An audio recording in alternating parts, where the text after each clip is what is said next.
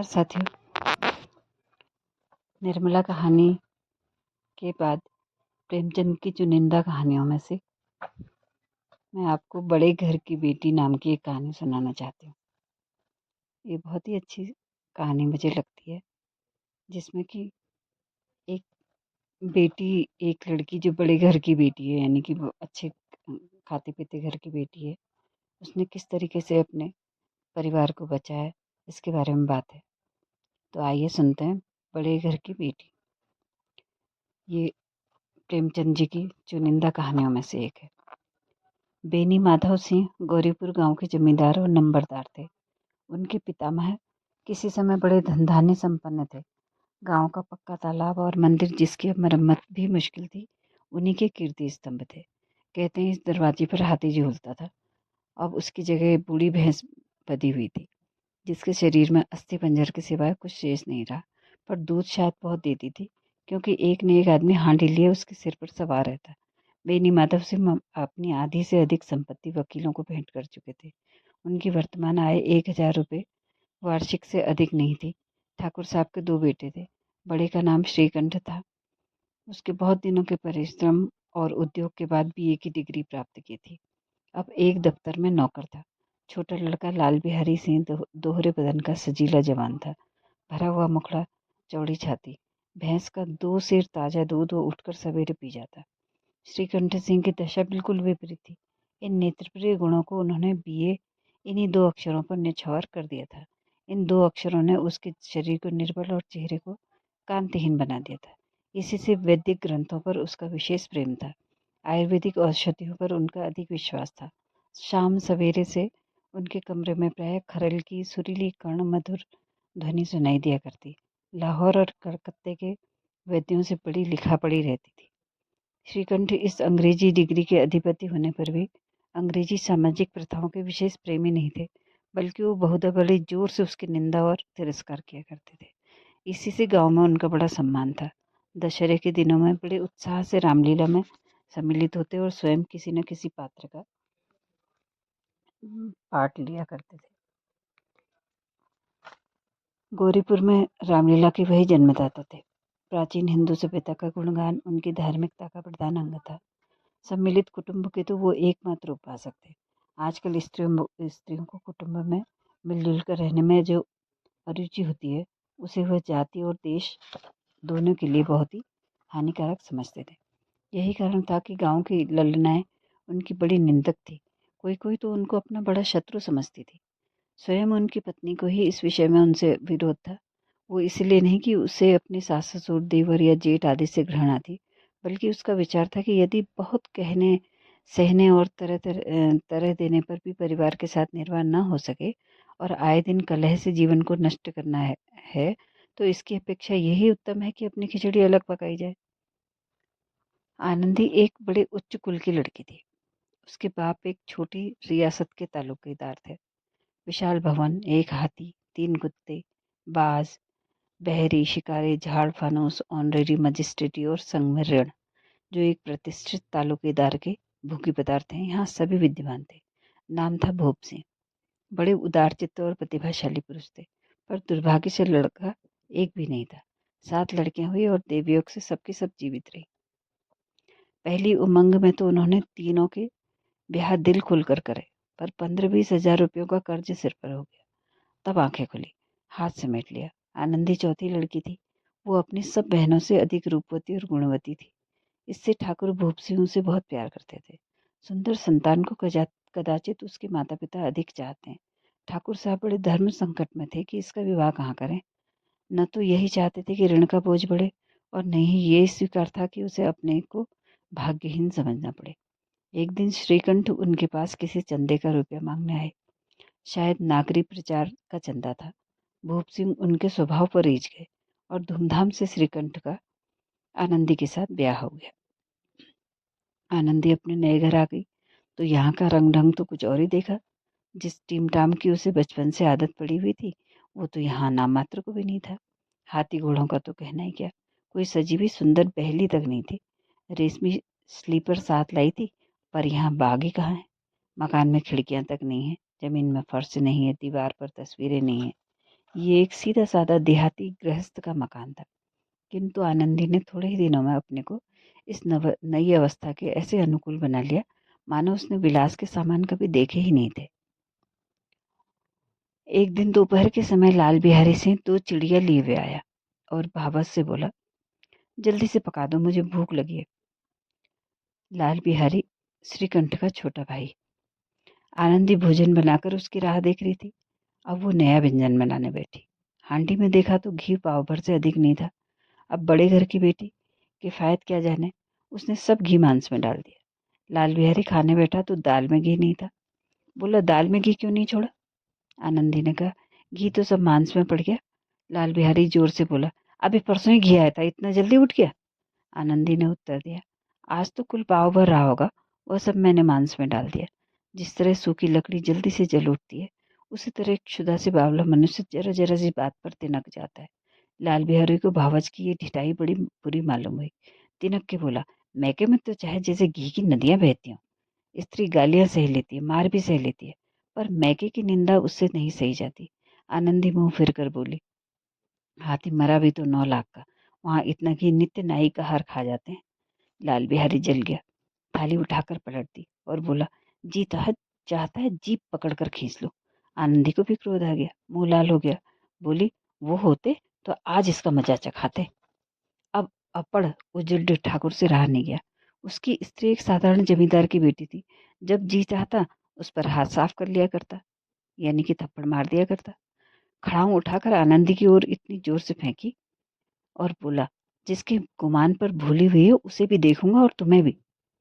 और तुरंत आनंदी ने हाथ से खड़ाऊ रोकी। सिर तो बच गया, पर उंगली में बड़ी चोट आई। क्रोध के मारे हवा से हिलते हुए पत्ते की भांति कांपती हुई अपने कमरे में आकर खड़ी हो गई। स्त्री का बल और साहस, मान और मर्यादा पर पति तक ही है। उसे अपने पति के ही बल और पुरुषत्व का घमंड होता है। आनंदी खून का घूंट पीकर रह गई। श्रीकंठ सिंह शनिवार को घर आया करते थे। बृहस्पतिवार को यह घटना हो गई। 2 दिन तक आनंदी को भवन में रही, न कुछ खाया न पिया, उनकी बाट देखती रही। अंत में शनिवार को वो नियमानुकूल संध्या समय घर आए और बाहर बैठकर कुछ इधर उधर की बातें, कुछ देशकाल संबंधी समाचार, कुछ नए मुकदमा आदि की चर्चा करने लगे। ये वार्तालाप 10 बजे रात तक होता रहा। गांव के भद्र पुरुषों को इन बातों में ऐसा आनंद मिलता था कि खाने पीने की सुध भी नहीं रहती थी। श्रीकंठ को पिंड छुड़ाना मुश्किल हो जाता था। ये 2-3 घंटे आनंदी ने बड़े कष्ट से काटे।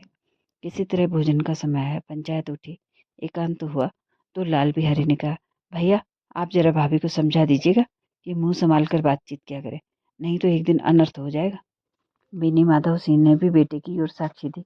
हाँ, बहु बेटियों का यह स्वभाव अच्छा नहीं कि मर्दों के मुंह लगे। लाल बिहारी, वो बड़े घर की बेटी है तो हम भी कोई कुर्मी का हार नहीं है। श्रीकंठ ने चिंतित स्वर में पूछा, आखिर बात क्या हुई? लाल बिहारी ने कहा, कुछ भी नहीं, यूं ही आप उलझ पड़ी। मैके के सामने हम लोगों को तो कुछ समझती ही नहीं है। श्रीकंठ खा पी कर आनंदी के पास गए। वो तो भरी बैठी थी। ये हजरत भी कुछ तीखे? आनंदी ने पूछा। चित्त तो प्रसन्न है, श्रीकंठ बोले, बहुत प्रसन्न है, पर तुमने आजकल घर में ये क्या उपद्रव मचा रखा है? आनंदी की त्योरियों पर बल पड़ गए। जुझलाहट के मारे बदन में ज्वाला सी दहक उठी। बोली, जिसने तुमसे ये आग लगाई है उसे पाऊं तो मुंह झुलस दूं। श्रीकंठ, इतनी गर्म क्यों होती हो, बात तो कहो। आनंदी, क्या कहूँ, ये मेरे भाग्य का फेर है, नहीं तो गंवार छोकरा जिसको चपरासगिरी करने का भी शौर नहीं, मुझे खड़ाऊ से मारकर यूं नहीं अकड़ता। श्रीकंठ, सब हाल साफ साफ कहो तो मालूम हो, मुझे तो कुछ पता ही नहीं है। आनंदी, परसों तुम्हारे लाडले भाई ने मुझसे मांस पकाने को कहा। घी हांडी में पाव भर से अधिक नहीं था, वो सब मैंने मांस में डाल दिया।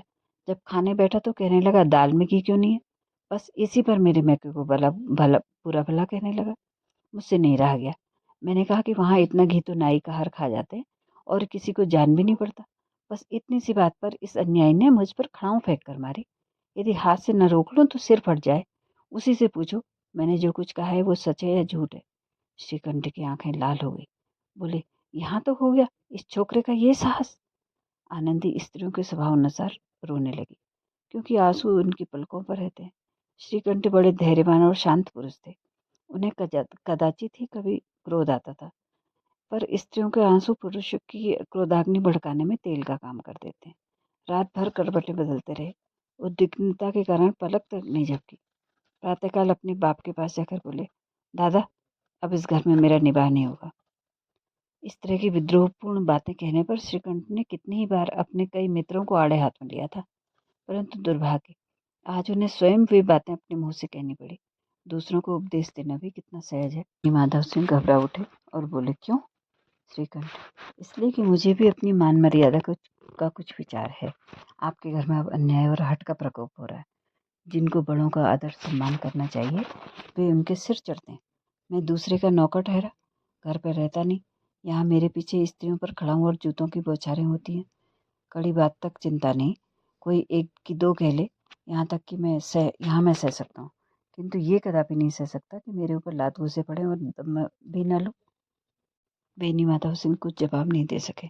श्रीकंठ सदैव उनका आदर करते थे। उनके ऐसे तेवर देखकर बूढ़ा ठाकुर अवाक रह गया। केवल इतना ही बोला, बेटा, तुम बुद्धिमान होकर ऐसी बातें करते हो।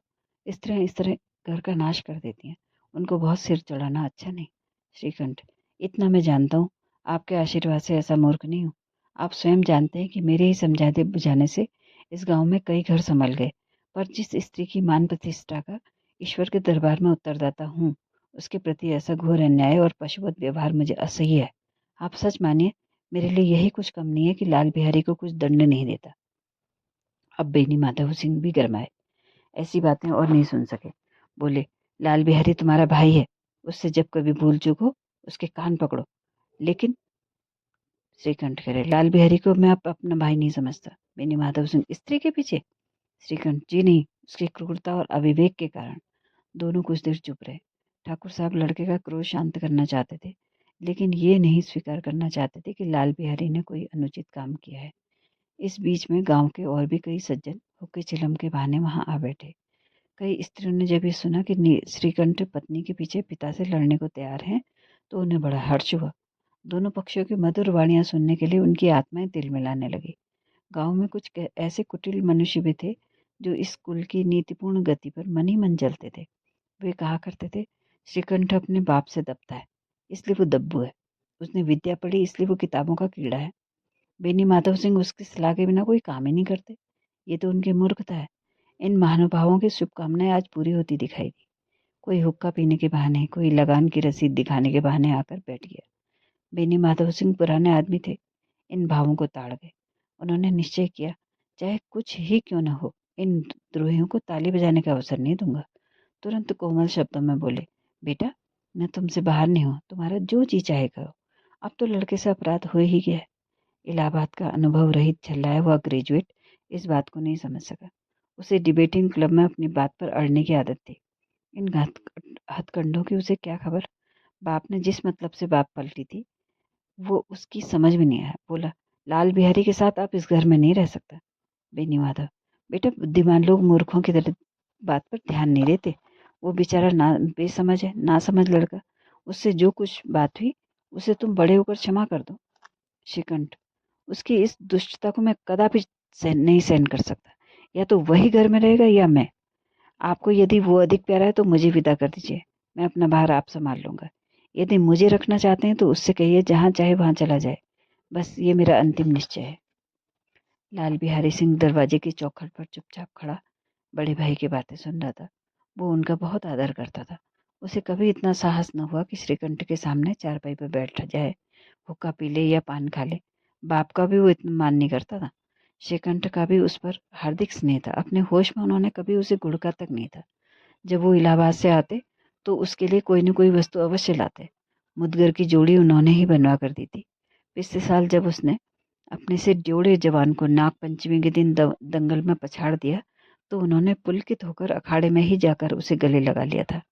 5 रुपए के पैसे लुटाए थे। ऐसे भाई के मुंह से आज ऐसी हृदय विदारक बात सुनकर लाल बिहारी को बड़ी ग्लानि हुई। वो फूट फूट कर रोने लगा। इसमें संदेह नहीं कि अपने किए पर पछता रहा था। भाई के आने से एक दिन पहले से उसकी छाती धड़कती थी कि देखूं भैया क्या कहते हैं। मैं उनके सम्मुख कैसे जाऊंगा, उनसे कैसे बोलूंगा, मेरी आंखें उनके सामने कैसे उठेंगी। उसने समझाया था कि भैया मुझे बुलाकर समझा देंगे। इस आशा के विपरीत आज उसने उन्हें निर्दयता की मूर्ति बने हुए पाया। वो मूर्ख था, परंतु उसका मन कहता था कि भैया मेरे साथ अन्याय कर रहे हैं। यदि श्रीकंठ उसे अकेले में बुलाकर 2-4 बातें कह देते, इतना ही नहीं, 2-4 तमाचे भी लगा देते तो कदाचित उसे इतना दुख नहीं होता। पर भाई का ये कहना कि अब मैं इसकी सूरत नहीं देखना चाहता, लाल बिहारी से सहा नहीं गया। वो रोता हुआ घर आया, कोठरी में जाकर कपड़े पहने, आंखें पोंछी जिससे कोई ये नहीं समझे कि वो रो रहा था। तब आनंदी के द्वार पर आकर बोला, भाभी, भैया ने निश्चय किया है कि वो मेरे साथ इस घर में नहीं रहेंगे। अब वो मेरा मुंह नहीं देखना चाहते, इसलिए अब मैं जाता हूँ। उन्हें फिर मुंह नहीं दिखाऊंगा। मुझसे जो अपराध हुआ उसे क्षमा करना। ये कहते कहते लाल बिहारी का गला भरा है। जिसमें लाल बिहारी सिंह सिर झुकाए आनंदी के द्वार पर खड़ा था। उसी समय श्रीकंठ सिंह भी लाल आंखें किए बाहर से आए। भाई को खड़ा देखा तो घृणा से आंखें फेर ली और कतरा कर निकल गए, मानो उसकी परछाई से भी दूर भागते हो। आनंदी ने लाल बिहारी की शिकायत तो की थी, लेकिन अब मन में पछता रही थी। वो स्वभाव से ही दयावती थी। उसे इसका तनिक भी ध्यान न था कि बात इतनी बढ़ जाएगी। वह मन में अपने पति पर झुँझला रही थी कि वो इतने गर्म क्यों हो रहे हैं। उस पर यह भय भी लगा था कि कहीं मुझसे इलाहाबाद चलने को कहेंगे तो कैसे क्या करूंगी। इस बीच में जब उसने लाल बिहारी को दरवाजे पर खड़ी ये कहते सुना कि अब मैं जाता हूँ, मुझसे जो अपराध हुआ क्षमा करना, तो उसका रहा क्रोध भी पानी हो गया। वो रोने लगी। मन का मैल धोने के लिए नैन जल से उपयुक्त और कोई वस्तु नहीं है। श्रीकंठ को देखकर आनंदी ने कहा, लाला बाहर खड़े बहुत रो रहे हैं। श्रीकंठ, तो मैं क्या करूं? आनंदी, भीतर बुला लो, मेरी जीभ में आग लगे। मैंने कहाँ से ये बात झगड़ा उठा लिया। श्रीकंठ, मैं नहीं बुलाऊंगा। आनंदी, पछताओगे?